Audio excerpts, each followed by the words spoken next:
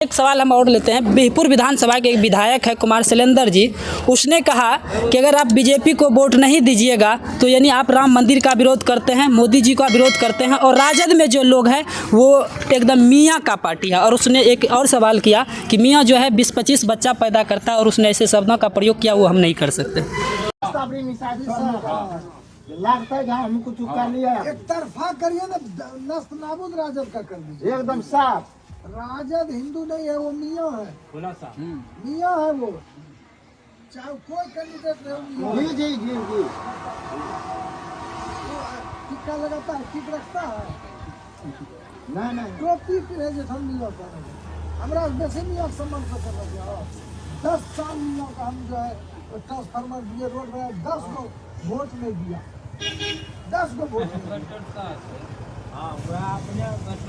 हरवाई हिंदू करवे हमरा नहीं हरवाई हिंदू करवे। सही बात। वो नरेंद्र मोदी करवे, वो मंदिर का हरवाई वो अपना सनातन धर्म का हरवाई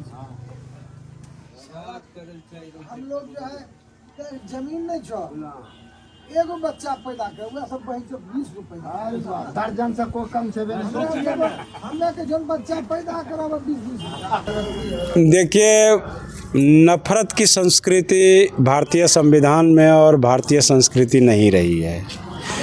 भारत तो वसुधैव कुटुंबकम का देश है और भारत में सबों को शरण मिला है। ये लोग नई संस्कृति हिंदुस्तान में पैदा करना चाहते हैं जिसको भारतीय लोग कभी स्वीकार नहीं करेंगे। अब जहाँ रही कि मियाँ या हिंदू 22 बच्चा पैदा करे, 15 करे, 20 करे, कुछ लोग करते हैं, कुछ तो 1-2 में ही जिंदा रहते हैं। अब कुछ हमारे हिंदू भाई भी हैं जिनको 11, 12, 15 है, तो उसके लिए कोई बात नहीं है। वो आप एक कानून बनाइए और कानून में जो पालन नहीं करेगा उसको वंचित करिए। लेकिन ये नफरत पैदा करके और जो कहे कि मना बीजेपी का वोट नहीं करता है या बीजेपी का समर्थन नहीं करता है तो राम मंदिर का विरोध करता है, तो मैं कहता हूँ कि राम तो निजी मान्यता है, धर्म तो लोगों का निजी बात है।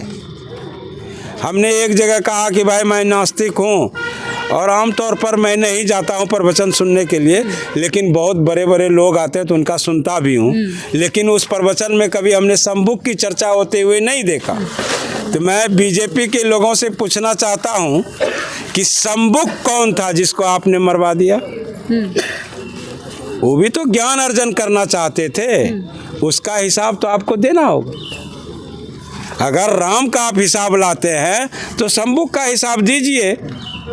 और ये गलत परिपाटी है कि जो बीजेपी का समर्थक नहीं है या बीजेपी का समर्थन नहीं करता है तो राम को विरोध करता है। हम तो जानते हैं जितनी महिलाएं, देखिए सब लोग देख लीजिए, सब लोग पूजा पाठ करके आई हैं, लेकिन वो बीजेपी के वोटर नहीं है। उनका अपना मामला है, वो पूजा करती है। भगवान विरोधी हो गया वो सब? नहीं, कोई विरोधी नहीं है, भगवान का विरोधी नहीं है। वो भाजपा के पाखंड से दूर रहना चाहते हैं। अच्छा। भाजपा का जो पाखंड है उससे भले दूर है। उनकी अपनी मान्यता है, कोई राम को पूज रहा है, कोई रविदास को पूज रहा है, कोई कबीर को पूज रहा है, कोई राम को, कोई कृष्ण को पूजा करता है। आप कहें कि फॉरवर्ड लोग कृष्ण की पूजा क्यों नहीं करते हो? कहाँ करता है? दिखा दीजिए तो किसी घर में कृष्ण का फोटो।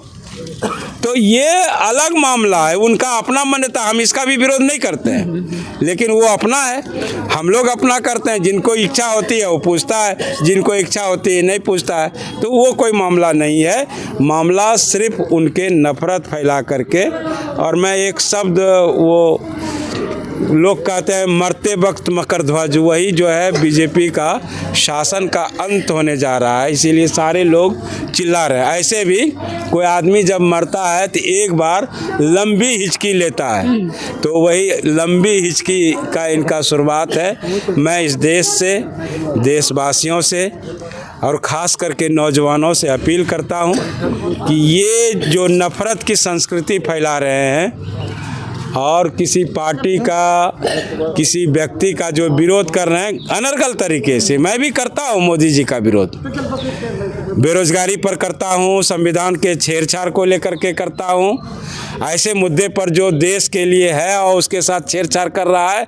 मैं 4 लेबर कोड का विरोध करता हूँ, मैं कृषि नीति का विरोध करता हूँ, उनका कारपोरेट घराने के पक्ष में जो चला गया मैं इसका विरोध करता हूँ। मैंने ये कहाँ कहा कभी का आप राम को मत पूजिए, लेकिन हम अगर राम का नहीं पूछते हैं और वो अगर कहते हैं कि ये राम विरोधी है तो समझ लें, कोई दिक्कत नहीं है हमको। चलिए, तो चलिए देखिए कि जो हम लोगों से